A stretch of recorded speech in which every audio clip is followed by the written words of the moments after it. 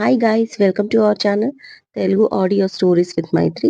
నా ఛానల్ని ఎవరైనా ఫస్ట్ టైం చూస్తున్నట్టయితే తప్పకుండా లైక్ చేయండి, షేర్ చేయండి అండ్ సబ్స్క్రైబ్ చేసుకోండి. ముడిపడని వీడని బంధం పార్ట్ 73. ఇక లేట్ చేయకుండా స్టోరీలోకి వెళ్ళిపోదామా ఫ్రెండ్స్? మా చెల్లెలు కూడా హ్యాపీగా పెళ్లికి ఒప్పుకుంది. దాంతో మేం చాలా హ్యాపీగా ఉన్నాం అంటాడు కుందన్. ఫైనలీ నందన పెళ్లికి ఒప్పుకోవడం నాకు కూడా సంతోషాన్ని ఇచ్చింది అంటుంది కావ్య. నువ్వు అందరూ బాగుండాలని కోరుకుంటావు, అది నీ మంచితనం కావ్య. కానీ ఒక్కోసారి మన మంచితనం కూడా పిచ్చితనం అవుతుంది. ఇంత ఈజీగా ఎవరిని నమ్మకు అంటాడు కుందన్. అదేం లేదు కుందన్, మనం మంచి చేస్తే మన వెనకాల ఆ మంచి వస్తుందని నా నమ్మకం. సరే, ఫైనల్ మీ ఇద్దరు ఓకే కదా అంటుంది కావ్య. ఇంటికి వెళ్ళాక కుందన్ని ఏ ఇబ్బంది పెట్టకూడదు సాహితి. నీ మంచి గురించి చెప్తున్నా. కుందన్ కంటే మంచి అబ్బాయి నీకు దొరకడు.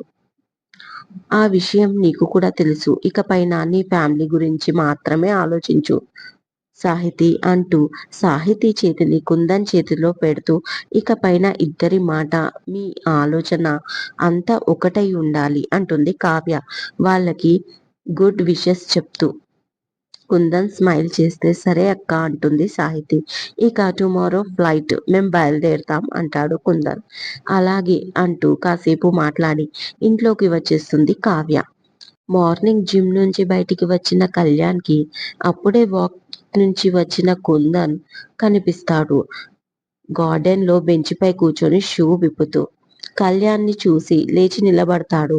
కానీ మాట్లాడే ధైర్యం లేక సైలెంట్ గా షూ తీసుకొని అవుట్ హౌస్ వైపు 4 అడుగులు వేయగానే హాయ్ కుందన్ అని వినిపిస్తుంది వెనక నుంచి. తిరిగి చూసి కొంచెం షాక్ కి గురవుతాడు కుందన్. కళ్యాణ్ టవల్తో తుడుచుకుంటూ ఏంటి వాకింగ్ కి వెళ్ళావా అని అడుగుతాడు. షాక్ లో ఉన్న కుందన్ ఆ అవును అని అంటాడు. అంతకంటే ఏం మాట్లాడాలో తెలియలేదు అతనికి. ఇవాళ వెళ్తున్నారంట కదా కోల్కట్టాకి అని అడుగుతాడు కళ్యాణ్ మళ్ళీ చొరవగా. అవును సార్, వెళ్ళాలి అన్నాడు మెల్లిగా కుందన్. టుమారో వెళ్ళొచ్చు కదా, ఈవినింగ్ సిస్టర్ది నిశ్చితార్థం ఉంది. అనుకోకుండా వచ్చావు. చాలా సింపుల్ గానే చేస్తున్నాం, కొద్ది మంది బంధువులతో. నువ్వు కూడా ఉంటే బాగుంటుంది. నిశ్చితార్థం అవ్వగానే వెళ్ళిపోవచ్చు అన్నాడు కళ్యాణ్ చాలా నార్మల్ గా. దానికి ఎంతో హ్యాపీగా కుందన్ థ్యాంక్ యూ సార్, కానీ మీ ఇంట్లో వాళ్ళు అనగానే అలాంటిదేమీ లేదు, మా హోమ్ మినిస్టర్ అందరినీ మార్చేస్తుంది. రేపు మార్నింగ్ వెళ్ళిపోవచ్చు. ఉండు, టికెట్లు క్యాన్సిల్ చేసుకో అంటాడు ఎంతో చనువుతో. తప్పకుండా ఉంటాను సార్, రేపే వెళ్తాను, థ్యాంక్ యూ సో మచ్ అంటాడు ఎంతో కృతజ్ఞతగా కుందన్. ఇట్స్ ఓకే, మళ్ళీ కలుస్తాను అని భుజంపై చేయితో తట్టి వెళ్ళిపోతాడు కళ్యాణ్. చాలా షాక్ అయిపోతాడు కుందన్. కావ్య చెప్తే ఏదో అనుకున్నాడు, కానీ కళ్యాణ్ చాలా మంచి వ్యక్తి అని అర్థమవుతుంది. వెంటనే ఈ విషయం లోపలికి వెళ్ళి సాహితికి చెప్తాడు. సాహితి కూడా షాక్ అవుతుంది.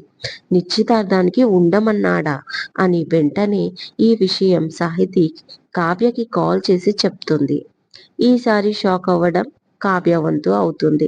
అప్పుడే వాష్రూమ్ నుంచి బయటికి వచ్చిన కళ్యాణ్ ని చూసి నేను తర్వాత కాల్ చేస్తాను సాహితి అని కాల్ కట్ చేస్తుంది కావ్య.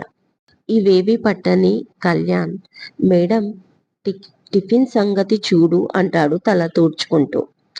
ఇవాళ మీకు టిఫిన్ పెట్టొద్దు అనుకుంటున్నా అంటుంది కావ్య. ఏ ఇంకేమైనా పెడదాం అనుకుంటున్నారా? పర్లేదు, నేను అస్సలు మొహమాట పడను అంటాడు కళ్యాణ్ కనుగీటి. మీరు పైకి కనబడరు, కానీ మీలో చాలా ఉంది అంటుంది సీరియస్ గా కావ్య. ఇప్పుడు దేని గురించి మాట్లాడుతున్నావు అని అడుగుతాడు షర్ట్ వేసుకుంటూ. మాట్లాడారు అంట కదా కుందంతో అడుగుతుంది కావ్య. అప్పుడే ఈ విషయం నీదాకా వచ్చిందా? మాట్లాడాను, అయితే ఏమైంది అని అడుగుతాడు కళ్యాణ్. మరి నేను ఆ టాపిక్ తీస్తే ఏదేదో మాట్లాడారు అప్పుడు అంటుంది కావ్య. ఇప్పుడు మాట్లాడానని చెప్పానా? ఏదో ఒక రాక్షసిని పెళ్లి చేసుకున్నాడు కదా, వాడిపై కొంచెం సింపతి. అయినా మా మగవాళ్ళు మాకు మేము సింపతి చూపించుకోవాలి. మీ ఆడవాళ్ళకైతే అది ఉండనే ఉండదు కదా అంటాడు కళ్యాణ్. అబ్బో, ఇప్పుడు మా వల్ల మీకు జరిగిన నష్టమేంటో అని అడుగుతుంది. జరుగుతుంది కదా, డామినేషన్. ప్రతి దానికి డామినేట్ చేస్తారు మీ ఆడవాళ్ళు అంటాడు కళ్యాణ్. ఎగ్జాంపుల్ చెప్పండి అంటుంది అతని షర్ట్ బటన్స్ పెడుతూ. ఆ చెప్పాలి అంటే చాలా టైం పడుతుంది. ఈవినింగ్ నిశ్చితార్థం ఉంది.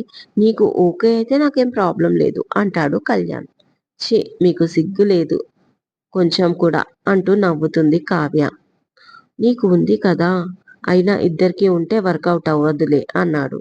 మీరు బాగా ముదిరిపోయారు, మీతో మాట్లాడడం నాదే తప్పు అంటూ బయటికి వెళ్తుంది. అప్పుడే వెనక నుంచి వాటేసుకొని ఫోర్స్గా తన వైపు తిప్పుకొని ఆమె పెదాలపై ముద్దు పెట్టుకున్నాడు కళ్యాణ్. ఒక 2 నిమిషాల తర్వాత వదిలేసి, ఇప్పుడే ఫ్రెష్ అప్ అయ్యాను, ఫ్రెష్గా ఉందా అని అడుగుతాడు కొంటెగా కళ్యాణ్ నవ్వుతూ.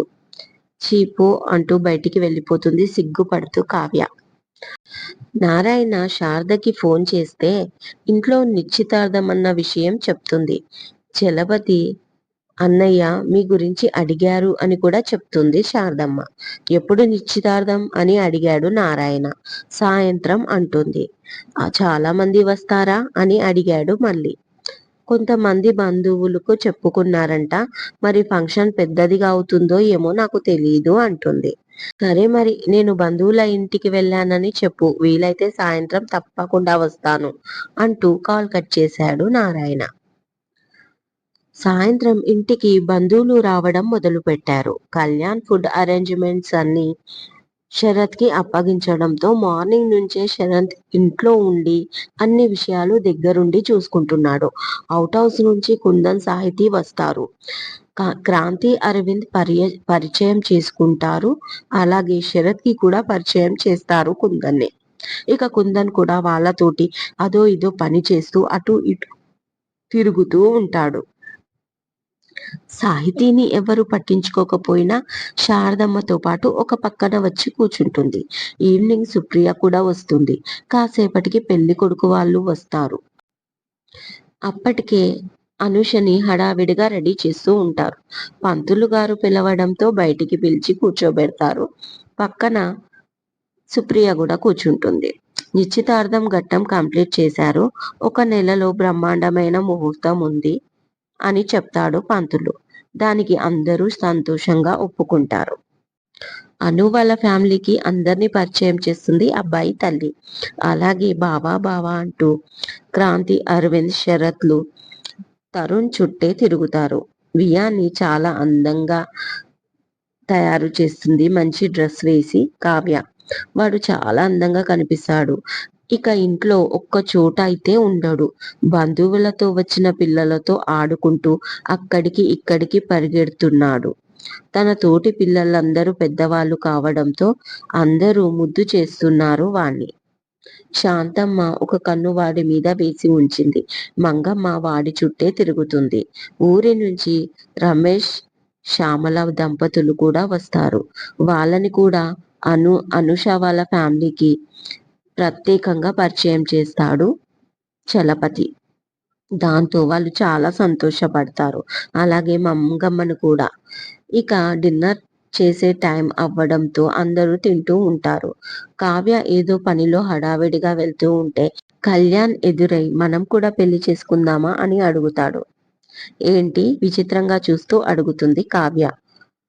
అప్పుడు చాలా అర్జెంటుగా చేసుకున్నాను కదా, అది కూడా నీకు తెలియకుండా, ఇప్పుడు అందరికీ తెలిసేలాగా, ముఖ్యంగా నీకు అంటూ కన్ను కొడతాడు కళ్యాణ్.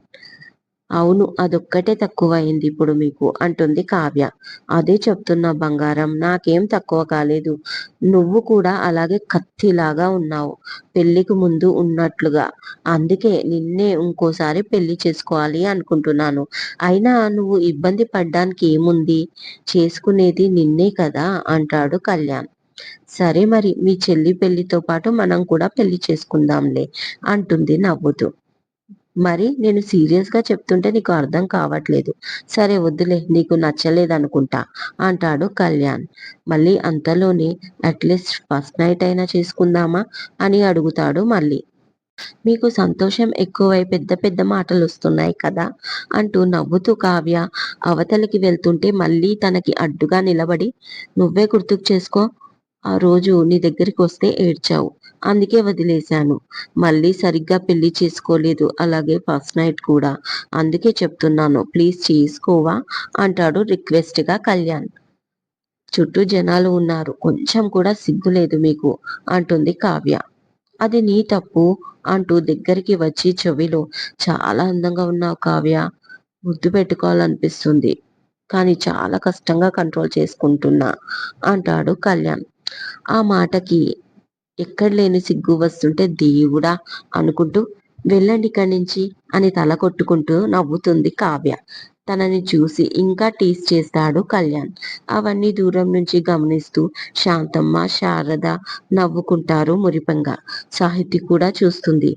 హలో అన్నయ్య, మీ రొమాన్స్ అయిపోతే అక్కడ గెస్టులు వెయిటింగ్ అంటాడు అరవింద్ వచ్చి. రేయ్ ఎక్కువ మాట్లాడితే తంతా అంటూ కళ్యాణ్ వెళ్ళిపోతాడు.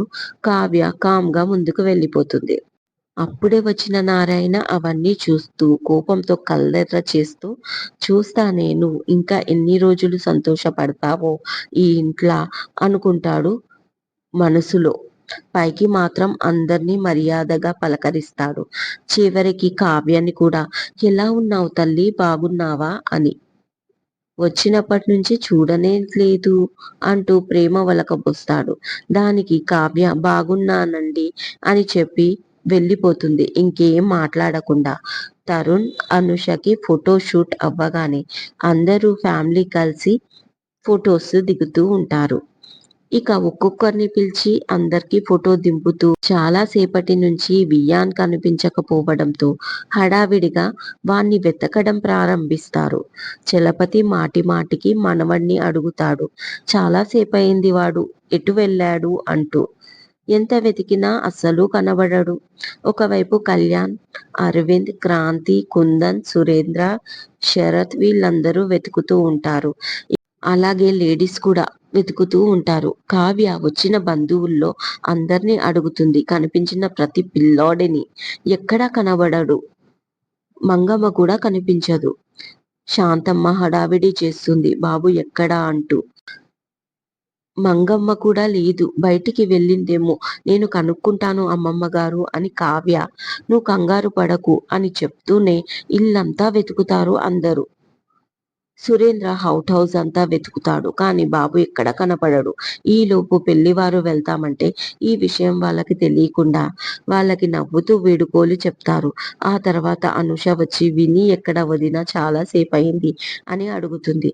బాబు లేడు, కనబడట్లేదు అను, నాకు భయంగా ఉంది అని ఏడుస్తూ అంటూ హడావిడిగా మళ్ళీ వెతకడం మొదలు పెడుతుంది. ప్రతి ఒక్క రూమ్ సెర్చ్ చేస్తుంది కావ్య పిచ్చిదానిలాగా. బాత్రూమ్, చివరికి బెడ్ సెట్టింగ్, కబోర్డ్స్ అన్ని జల్లెల పడుతుంది. ఎంత వెతికినా ఇద్దరూ కనిపించారు. దాంతో ఏడుస్తూ ఉంటుంది కావ్య. అలాగే ఇంట్లో వాళ్ళు కూడా, మిగిలిన అందరు బంధువులు కూడా ఆమెను ఊరుకోపెడుతూ ఉంటారు వెతుకుతూనే. బాబు బయటికి వెళ్ళినట్టు సీసీ రికార్డింగ్ లో కూడా ఉండదు. వాచ్మెన్ కూడా చెప్తాడు బాబు బయటికి వెళ్ళలేదని. ఎందుకైనా మంచిది అని సురేంద్ర సైలెంట్ గా పోలీస్ కంప్లైంట్ కూడా ఇస్తాడు. ఈలోపు నారాయణ వచ్చి, నమ్మావు కదా మమ్మల్ని కాదని, ఎవరినో ఆ మంగమ్మనే బాబుని ఎత్తుకెళ్ళినట్టుంది, ఇంకేంటి అంటాడు. ఇదండి ఇవాళటి ఎపిసోడ్. ఈ ఎపిసోడ్ మీకు నచ్చినట్టు అయితే నాకు కామెంట్లో చెప్పండి. అలాగే లైక్ చేయండి, షేర్ చేయండి, సబ్స్క్రైబ్ చేసుకోండి నా ఛానల్ని. మరొక మంచి ఎపిసోడ్తో మీ ముందు ఉంటాను. మైత్రి.